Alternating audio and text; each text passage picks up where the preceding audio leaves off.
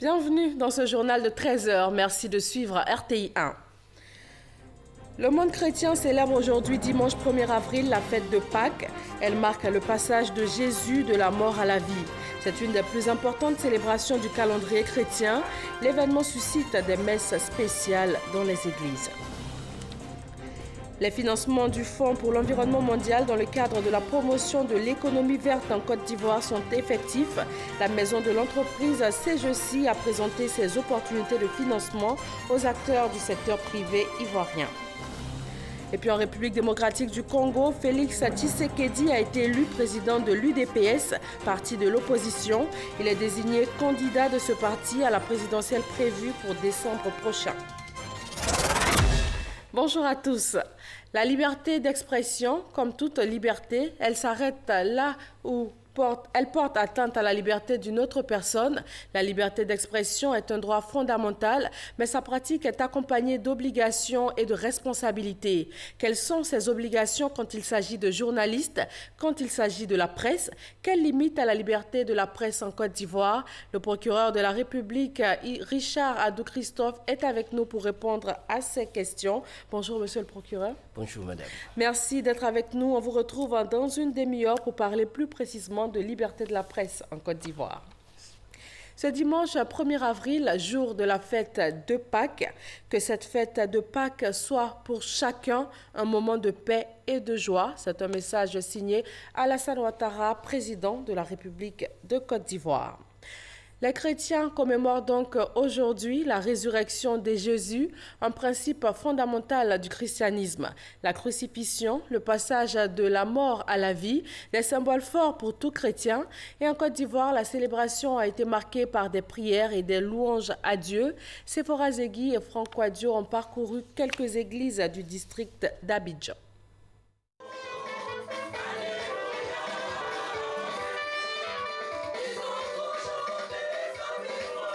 C'est dans la ferveur et la joie que les chrétiens de Côte d'Ivoire ont commémoré la Pâque, cette fête qui célèbre la résurrection de Jésus-Christ 3 jours après sa mort, a été marquée par des prières et des chants de victoire.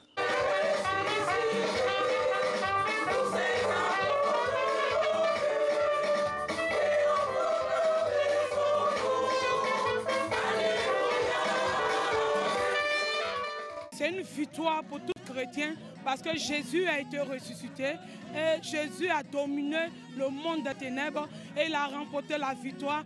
Des messages de paix et d'amour ont été adressés aux fidèles. Nous célébrons le fait que Jésus, non seulement il est ressuscité, mais nous avons la ferme conviction qu'il n'est plus mort, qu'il est monté aux cieux et qu'il est assis à la droite du Père.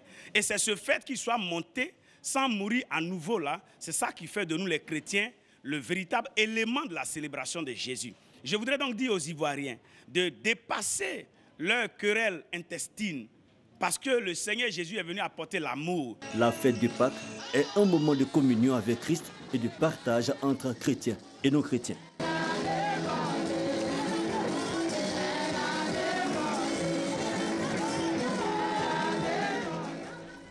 À Boaké, les fidèles catholiques ont été invités au pardon pour une cohésion sociale à gage de paix en cette période pascale. Le reportage de Kwadio Kwame. Boaké, paroisse Saint-Pierre de Nimbo. Ce lieu de culte ne désemplit pas en ce jour de Pâques. Les fidèles chrétiens catholiques de cette paroisse sont tenus à célébrer dans la ferveur religieuse le passage de la mort à la vie de Jésus crucifié. Occasion pour le célébrant du jour, l'abbé Maxime Gbende, d'inviter les fidèles à faire preuve de pardon à l'image de leur Seigneur. Pour les fidèles, la résurrection de Jésus-Christ est le symbole du renouveau. Pâques est une fête juive. Elle commémore le miracle de la libération du peuple juif sorti d'Égypte, traversant la mer Rouge. Pâques est également la résurrection de Jésus-Christ. En ce jour, le cadeau le plus distribué est l'œuf de Pâques, comme le veut la tradition. Il a célébré la messe de Pâques, place Saint-Pierre. Le pape François a ensuite rejoint la loge centrale de la basilique Saint-Pierre pour y donner la traditionnelle bénédiction Urbi et Orbi. Il a demandé des fruits de paix pour le monde et tout particulièrement pour les régions et les pays en guerre. Le pape François a prié pour les enfants victimes des guerres et des épidémies, rappelant l'exigence de la solidarité envers ces populations. Les fidèles chrétiens de Côte d'Ivoire ont commémoré dans la nuit d'hier le passage de Jésus des ténèbres à la lumière.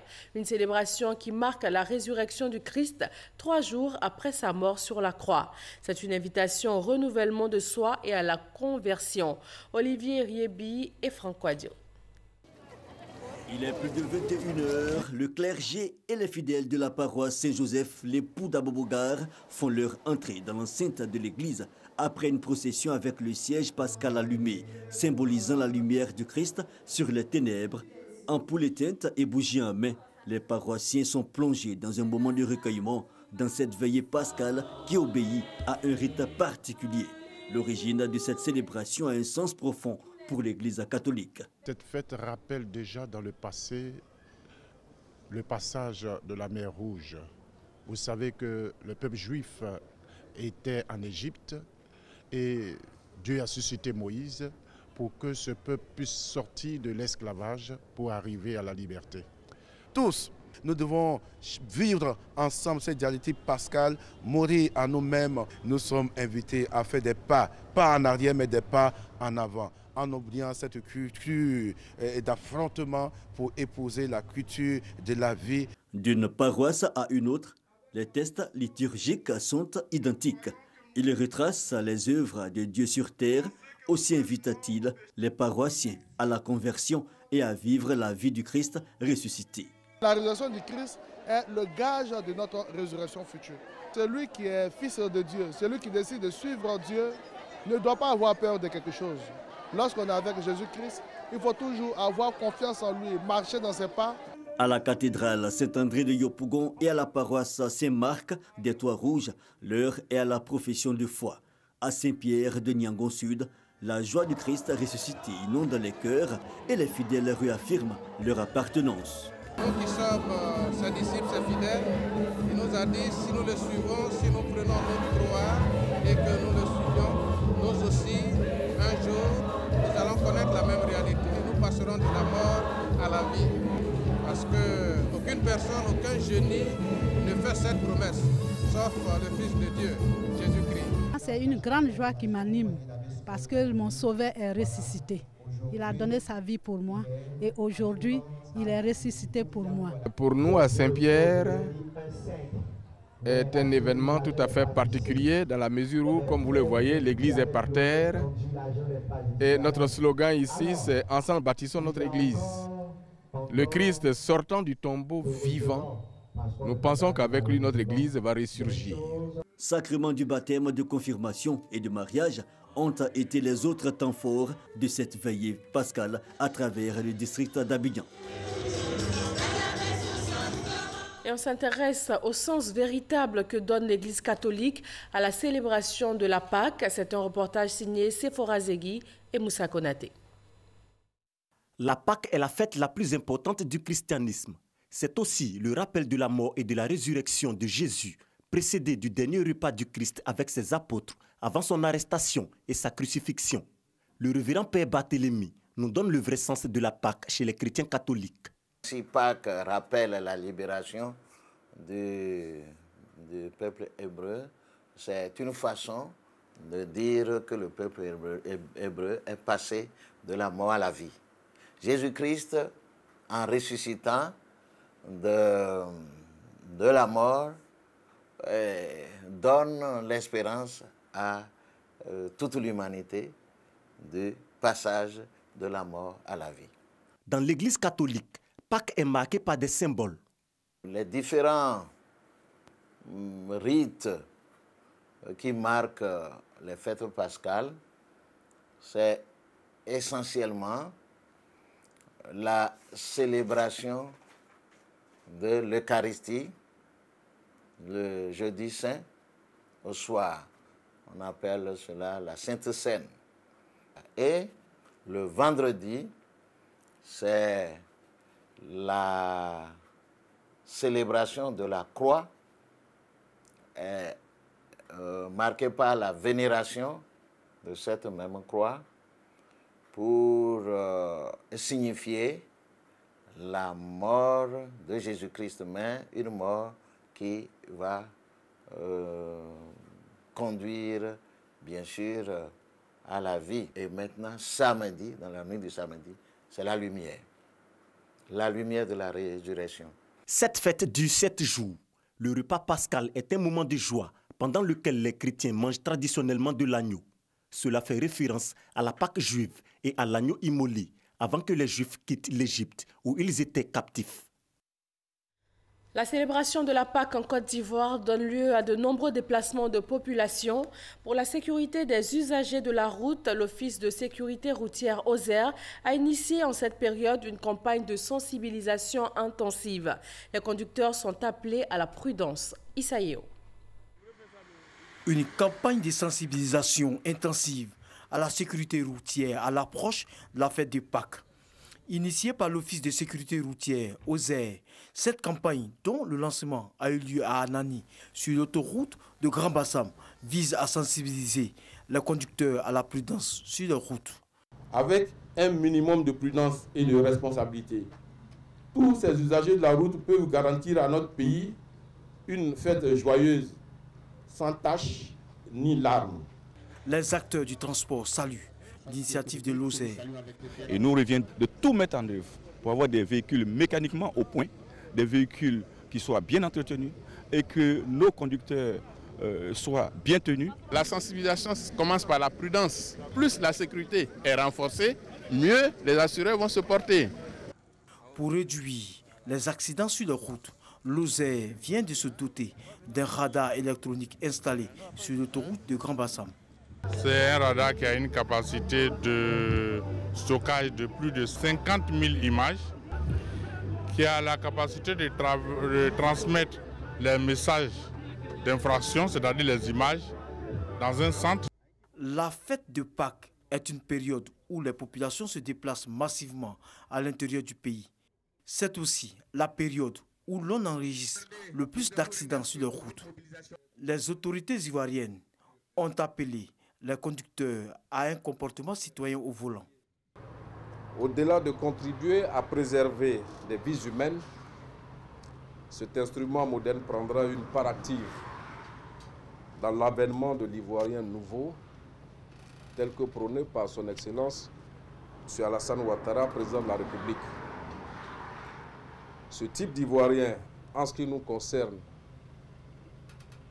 devra être celui qui est courtois au volant, celui qui roule à allure modérée, en respectant les prescriptions du code de la route. La Côte d'Ivoire a enregistré 11 743 accidents en 2017. La seule semaine pascale a enregistré en cette même période 292 accidents avec 34 personnes tuées et 461 blessées. Voilà pour cette fête de Pâques célébrée aujourd'hui dimanche 1er avril. La rédaction de RTI 1 souhaite une agréable fête à tous les chrétiens du monde. Parlons maintenant protection de l'environnement, développement durable.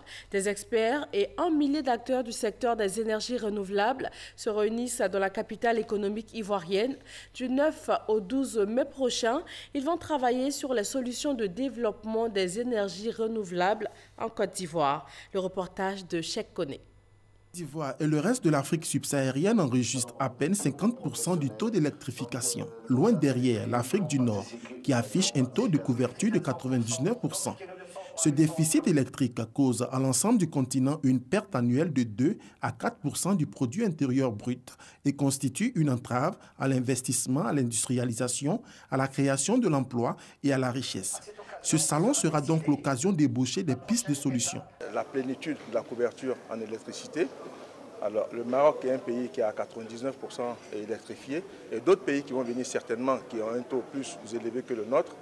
Et nous avons besoin de leur expérience et de leur connaissance pour arriver à ce taux d'électrification et en même temps permettre à nos entreprises de s'enrichir de leur expérience et aussi atteindre leur niveau de développement industriel dans le réseau, dans la fabrication du matériel électrique. Et partant de là, pourquoi ça ne découlerait pas sur le tarif de l'électricité en Côte d'Ivoire? Une centaine de fabricants d'équipements, de distributeurs, de bureaux d'études, de bailleurs de fonds et de fournisseurs d'électricité des pays comme le Maroc prendront part à cette rencontre. Il s'agit pour nous, les opérateurs marocains, les opérateurs qui ont pris l'initiative d'organiser cette manifestation, d'accompagner cette émergence en proposant des produits, des services, des conseils et des études pour pouvoir opérer la transition énergétique comme elle se doit, que ce soit au niveau urbain ou même rural. La Côte d'Ivoire ambitionne de porter sa puissance électrique nationale à 4000 MW en 2020 et plus de 6000 MW en 2030. Le pays multiplie par conséquent les initiatives pour accroître sa production d'électricité. Qui parle d'énergie renouvelable dit aussi économie verte.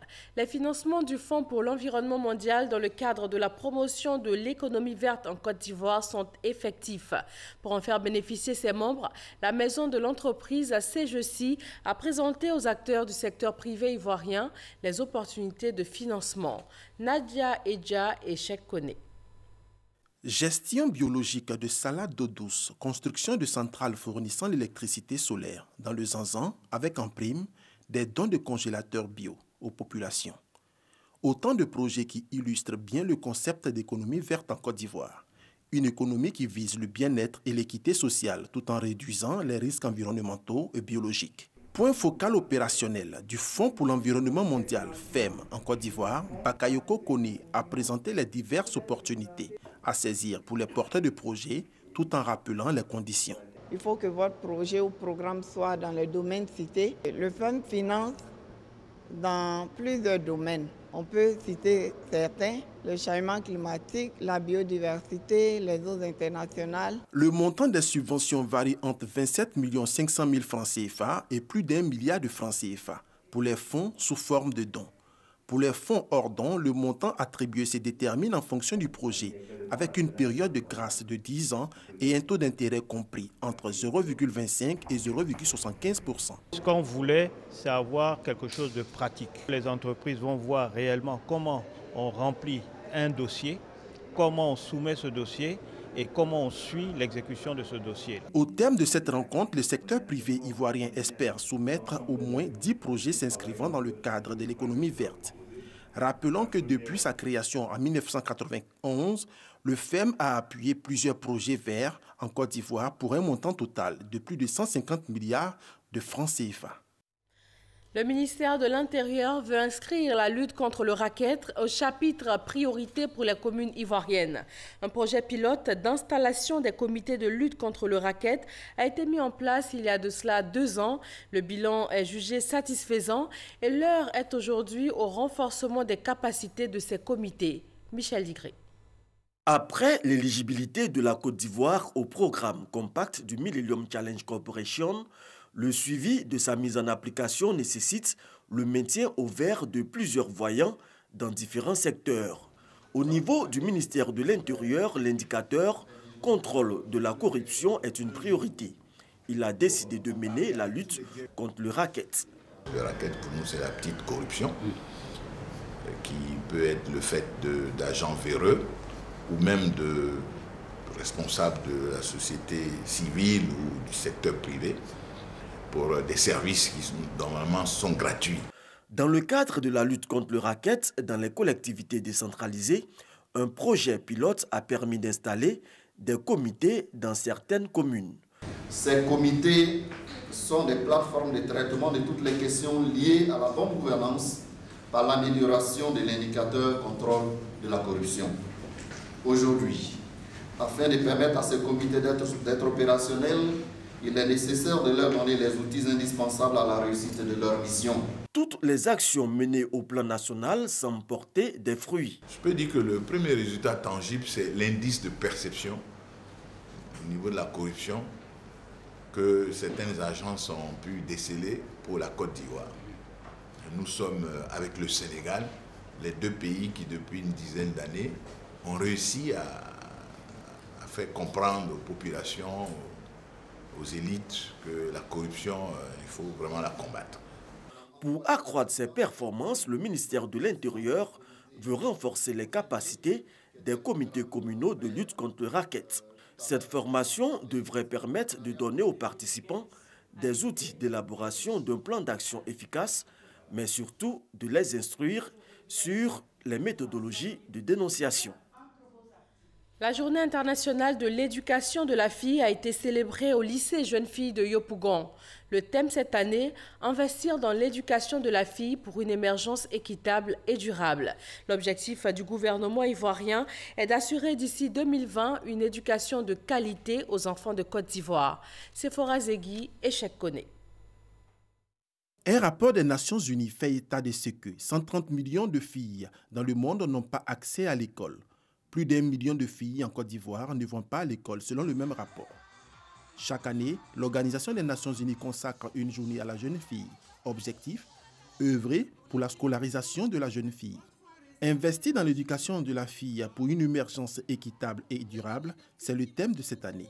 Selon Kandia Kamara, ministre de l'Éducation nationale, de l'enseignement technique et de la formation professionnelle, l'État accorde un intérêt particulier à l'éducation de la jeune fille en Côte d'Ivoire.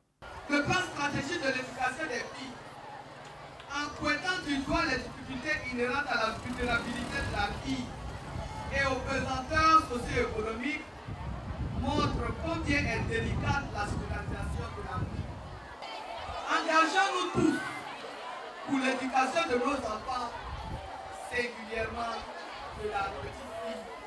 C'est ensemble, avec nos filles et nos garçons, femmes et hommes de demain, que nous bâtirons une société émergente, dynamique et prospère. Le représentant résident de l'UNICEF a salué les actions du gouvernement en faveur de l'éducation des filles, qui selon lui illustrent l'importance que l'État accorde à leur éducation. En Afrique, ce sont 51 millions de filles qui ne vont pas à l'école. Le Fonds des Nations Unies pour l'enfance recommande alors aux États de continuer à travailler afin de garantir l'école pour toutes les filles. L'organisation non gouvernementale Réflexe Citoyen démarre à Bingerville son programme local d'éducation à la citoyenneté pour enfants, un programme d'aide à la promotion de la culture du civisme. Sephora Zegui et Cheikh Koné.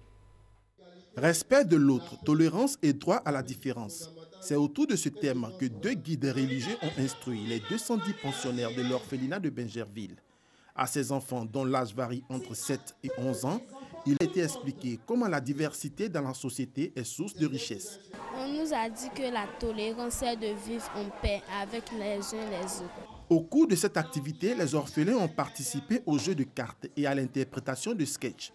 Pour les initiateurs de ce programme, le but est de contribuer à l'édification d'un citoyen respectueux des lois et règles de vie en société. C'est des choses que tout le monde constate, que tout le monde décrit. Donc on vocifère, on se plaint, on s'indigne. Et nous nous sommes dit, c'est vrai que c'est bien de s'indigner, mais s'il est possible d'agir en sorte d'induire le changement, alors il faut le faire. C'est pour cela donc que nous sommes réunis. Nous avons mis en place cette association donc, qui vise à promouvoir le civisme et puis sensibiliser nos concitoyens à un comportement citoyen. Initiés depuis 2016, les ateliers d'éducation à la citoyenneté ADEC sont un programme d'activité mensuel éclaté dans plusieurs villes de Côte d'Ivoire. La prochaine étape des ADEC portera sur le respect des biens publics et sera assortie d'une activité communautaire dans les villes de Demboko, Grand Bassam et Bingerville. Parlons cinéma, le film Truff a été projeté en grande première. C'est un long métrage d'1h30. Il met l'accent sur la promotion des traditions africaines et met en exergue les guerres de succession, la trahison ou encore la course effrénée au pouvoir. Isaïo. Un film pour valoriser les traditions africaines. Truff, qui signifie vérité en français, plonge le cinéphile dans la succession au trône dans le royaume sur le continent. Jalousie, calomnie, la course effrénée au pouvoir, la corruption des notables et bien d'autres vilains sentiments qui minent nos sociétés y sont décriés. Pourquoi cette idée en cachette avec cette fille de Bastos? Toi, tu te rends compte que tout ce que les gens diront dans ce royaume, quand tu seras au courant de ce que tu fais? S'il te plaît, maman. Maman, j'aime cette fille. Silence! Tu oses me parler d'amour avec cette esclave?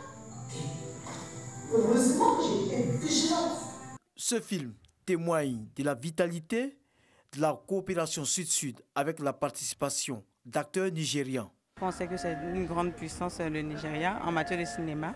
Alors je me suis dit pourquoi ne pas me frotter au cinéma nigérian. Alors c'est pourquoi il y a eu ces deux collaborations entre le Nigeria et la Côte d'Ivoire. Avec cet échange, plus l'intégration ira de l'avant et plus les productions aussi vont gagner en maturité, puisque chacun donne et l'autre reçoit. C'est le rendez-vous de donner et de recevoir.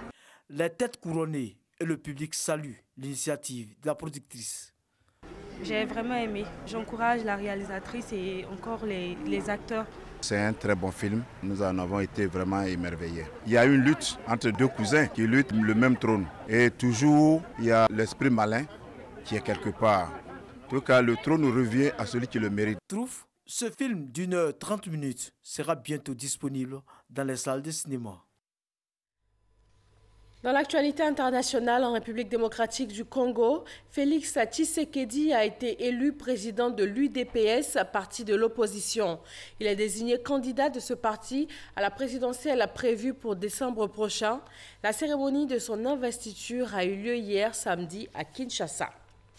En sport taekwondo, une fondation sportive dédiée à cet art martial d'origine sud-coréenne a été ouverte. C'est une première en Afrique et l'initiative est d'un grand maître ivoirien, Siaka Koulibaly, ceinture noire, 8e dan. Salif Ouattara. L'Afrique a enfin une fondation sportive dédiée au taekwondo. Une initiative personnelle du grand maître Siaka Koulibaly, ceinture noire 8e dan, l'un des plus gradés des taekwondoïnes africains. Après 2 mandats à la tête de la Fédération ivoirienne de taekwondo et un passage dans les instances mondiales de l'art martial coréen, Maître Siaka Koulibaly parachève une histoire sportive dense et riche par la construction d'une fondation. Une initiative saluée par le ministre de l'Agriculture et du Développement rural, parrain de l'événement. Au nom du gouvernement, Mamadou Sangafoua Koulibaly a ouvert officiellement la fondation Siakado. Il y a une similitude parfaite entre la société coréenne et la société ivoirienne. Et que ces deux nations ont choisi pour leur développement le secteur agricole.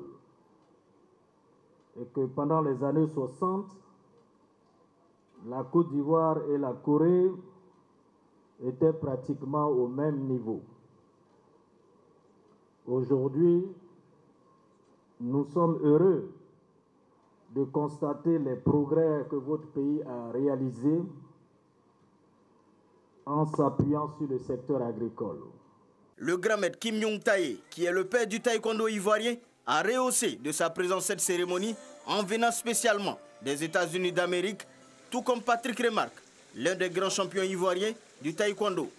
Destiné à l'élite du taekwondo, mais aussi aux jeunes débutants, la fondation Siakado comprend une salle de fitness, une salle d'entraînement et de combat, une piscine pour la natation, des chambres pour les mises au vert et des bureaux administratifs. Le prix national d'excellence CNP 2018 a été lancé par le Conseil national de la presse. Il vise depuis 2005 à encourager les organes de presse à une bonne gestion managériale, en plus du respect des règles éditoriales. Franck Quadio.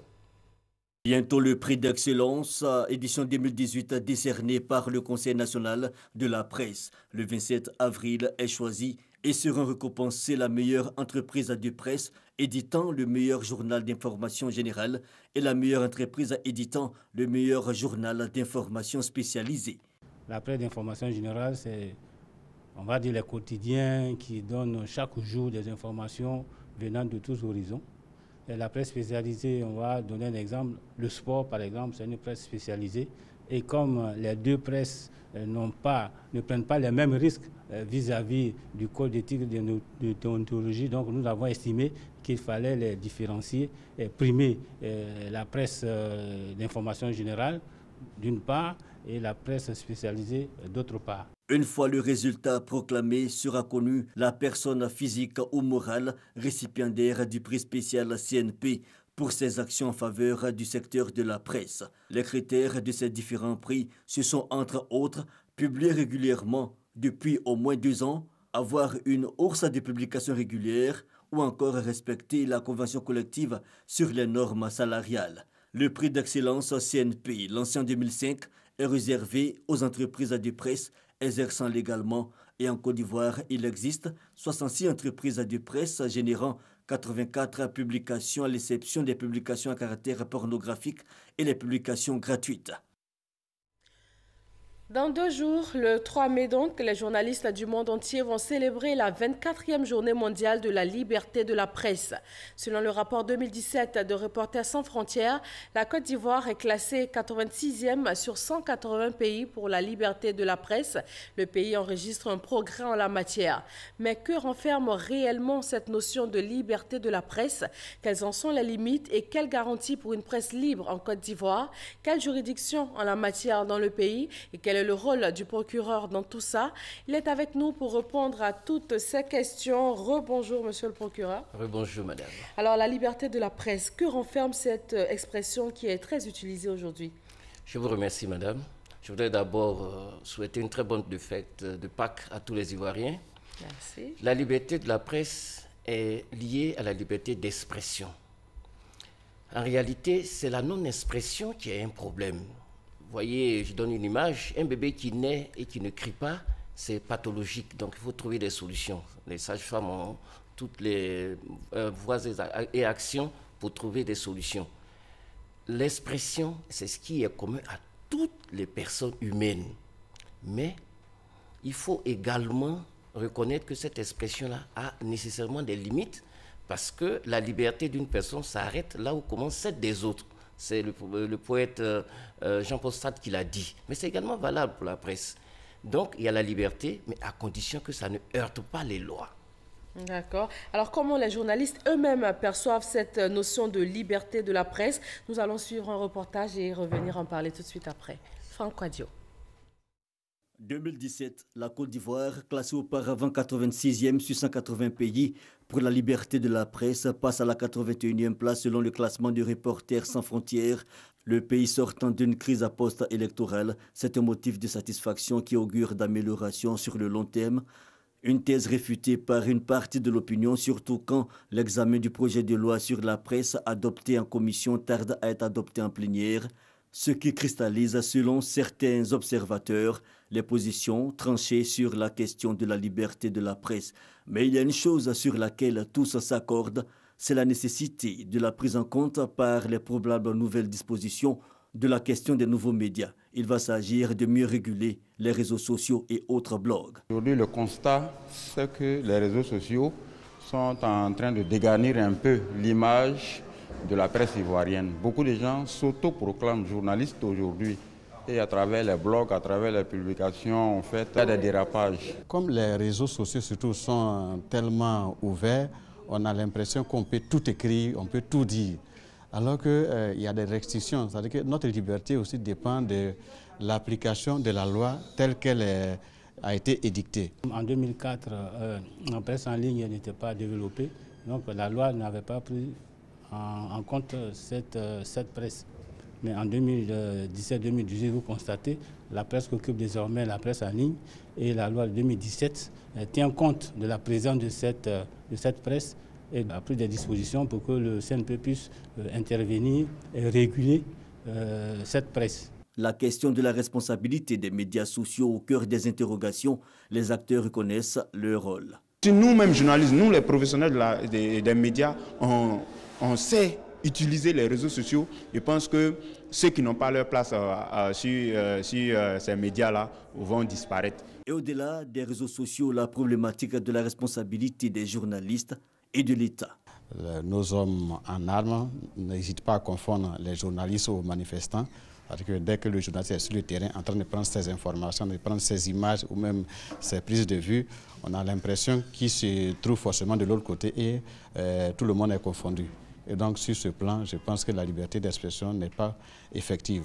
Mais si on prend sur le plan de la loi en tant que telle, la loi en elle-même garantit la liberté d'expression, mais dans les actes, ce n'est pas évident. La Côte d'Ivoire a fait ça mieux. Les journalistes ne sont plus pourchassés comme avant. Aujourd'hui, il y a vraiment de la liberté au sein des rédactions pour la publication de l'information. Seulement, il faut que les journalistes comprennent que dans un pays normal, un pays qui sort surtout de crise, On ne peut plus publier n'importe quoi. Le journaliste ne peut pas tout dire, il ne peut pas tout écrire. Même si c'est tout, il doit tenir compte du contexte et il doit tenir compte des règles de sa profession. Il y a des limites qu'il faut connaître. Et le journaliste doit savoir ces limites-là. Et le rôle du CNP, c'est de rappeler à chaque fois qu'il est nécessaire, en tout cas ces différentes règles aux journalistes. Ce n'est pas le journaliste qui fait l'opinion. Or, ici, on a tendance à avoir des journalistes qui veulent absolument faire l'opinion, et conditionnent l'opinion. Bon, ça, c'est pas très professionnel. Une presse libre, une expression de la démocratie. La Côte d'Ivoire, à l'instar des autres pays, trace sa voie. Alors, monsieur le procureur, voilà, les hommes de presse eux-mêmes sont revenus sur cette notion de liberté. Mais le procureur que vous êtes, est-ce que la presse peut tout dire? Jusqu'où elle peut aller selon les limites de la loi? Je vous remercie. Je l'ai indiqué de début de propos, effectivement, c'est la liberté. Mais à condition que ça ne heurte pas les lois. C'est-à-dire que ça ne soit pas contraire aux lois. Tout à l'heure, les intervenants l'ont dit, il y a des limites. Et effectivement, il faut absolument des limites, parce que sinon, ça deviendrait du libertinage. Et donc, il appartient à chaque personne qui est journaliste de s'assurer que l'article qu'il va produire ne va pas heurter la loi pénale, notamment des appels au crime, des appels à la haine sociale, des appels au meurtre. Récemment, vous avez vu que sur les réseaux sociaux, il y a des personnes qui ont fait des posts en demandant d'égorger. Évidemment, si c'est ça la liberté d'expression, la liberté de la presse, évidemment, on ne pourra pas vivre en société. Parce que la presse aussi a son rôle à jouer pour la paix sociale. Et il faut qu'elle s'y attelle au lieu de basculer dans les dérives. Et à quel moment on peut parler d'entrave à la liberté de la presse? En réalité, il n'y a pas d'entrave tant que le journaliste publie des informations qu'il a vérifiées et qui sont conformes à la vérité. Dès lors que ces informations-là respectent la déontologie que les journalistes eux-mêmes se sont proposés, il n'y a pas de problème. Mais quand les journalistes vont au-delà, notamment en publiant des informations qui sont fausses, ou en poussant au crime, ou en faisant des appels à la destruction des biens publics et privés, évidemment, la loi permet de réprimer ces genres d'infractions, notamment ceux qui font l'apologie du terrorisme. Évidemment, on ne peut pas permettre que, parce qu'on est journaliste, qu'on puisse publier de l'apologie du terrorisme. Donc, c'est toutes ces infractions-là qui, lorsqu'elles sont portées à la connaissance du procureur, font l'objet de poursuites. Mais le journaliste qui respecte la déontologie et qui publie des informations qu'il a vérifiées et qui ne sont pas attentatoires à la vie tant privée que publique, ce journaliste ne peut même pas craindre, n'est-ce pas, la loi. Parce qu'il faut reconnaître que la loi est votée par le député. Le procureur se charge de son application. Donc si c'est voté par le député qui lui-même est élu par le peuple, c'est que c'est le peuple lui-même qui fait voter cette loi et qui s'applique donc au peuple. Alors récemment, 6 journalistes ont été mis en garde à vue ces dernières semaines. Donc, comment est-ce que cela s'explique? Oui, il faut reconnaître que la loi de 2004 permettait que certains délits de presse fassent l'objet de poursuites et de peines d'emprisonnement. Et la loi parlait d'arrestation. Mais la garde à vue est une notion différente de l'arrestation. Vous connaissez la maison d'arrêt et de correction. C'est lorsque la personne a été intégrée dans ces maisons d'arrêt qu'on parle d'arrestation. Mais au niveau de la police, de la gendarmerie, on parle de garde à vue. Mais je vais même vous dire une chose. La loi de 2017, du 27 décembre 2017, qui transforme la loi de 2004, en son article 89, parle de prohibition de la garde à vue, de la détention préventive et de l'emprisonnement. Alors, à partir de ce moment, le journaliste ne saurait faire l'objet, dans le cadre de sa profession, si elle respecte les règles, bien sûr, et si ça ne heurte pas la loi. Parce que même cette disposition de l'article 89 dit sous réserve d'autres tests applicables. Donc, ça veut dire que la garde à vue, la détention préventive et l'emprisonnement sont prohibés sous réserve. Donc, ça ne heurte pas d'autres tests de la loi pénale. Alors, vous avez donné quelques exemples déjà, mais à quel moment un journaliste peut être poursuivi pour ses propos? Quand est-ce qu'on parle d'infractions commises par voie de presse? Oui, c'est des infractions qui ont été faites par voie de la presse, c'est-à-dire dans un journal, également dans la presse numérique. Parce qu'il faut le dire, la loi de 27 décembre 2017 qui réforme la loi de 2004 parle à la fois de la presse écrite et également de la presse numérique. Et lorsque ce n'est pas conforme à la déontologie et que ce sont des appels plutôt à la destruction, évidemment, ça permet de tomber sous le coup de la loi. D'accord. Alors, la presse en ligne, vous avez parlé de ce cas-là, vous venez même d'en parler. En général, en matière de liberté de la presse, est-ce que ce sont les mêmes règles qui s'appliquent à la presse en ligne qu'aux médias conventionnels? Absolument. Comme je vous le dis, l'article 3 de la loi de 2017 permet d'incorporer à la presse écrite la presse numérique. Mais à côté de cela, vous avez également les réseaux sociaux. Mais évidemment, quand je parle de la presse numérique, c'est celle qui est organisée, pour laquelle les statuts ont été déposés chez le procureur de la République que je suis. Parce que quand un journal doit paraître, que ce soit au niveau de la presse écrite, que ce soit au niveau de la presse numérique, il faut absolument obtenir un récépissé du procureur de la République. Et l'obtention, n'est-ce pas, permet de remplir certaines conditions. Ce qui n'est pas le cas pour les réseaux sociaux. Et récemment, vous avez vu que le procureur a invité les administrateurs de ces forums-là, eu égard aux dérives constatées, à venir échanger. On va revenir tout à l'heure sur ces administrateurs. Mais que risque exactement le journaliste ivoirien pour infraction commise par voie de presse? Oui, avec la loi de 2017, ce sont des peines surtout d'amende. Mais il faut reconnaître que ce sont des amendes élevées qui peuvent aller jusqu'à 50 millions de francs d'amende. Alors le journaliste qui se risquerait à porter atteinte à l'honneur de son voisin, à faire des diffamations, des injures, à offenser le chef de l'État et à commettre plusieurs autres infractions que je ne pourrais pas citer ici, est capable de répondre de ces actes devant la loi. Et c'est la peine qui doit être prononcée, c'est une peine d'amende. Mais je dis bien peine d'amende. Ça suppose que si le tribunal l'a reconnu coupable, c'est seulement l'amende qui est prononcée. Et l'amende a ceci de particulier que lorsqu'elle n'est pas payée par le journaliste, je ne sais pas si tous les journalistes ont 50 millions ou 20 ou 30 millions, mais quand il ne peut pas payer, il y a ce qu'on appelle la contrainte par corps qui peut être exercée contre la personne qui n'arrive pas à payer l'amende. Et le tribunal qui prononce la décision prévoit un temps que la personne doit passer en détention jusqu'à ce que l'amende soit payée.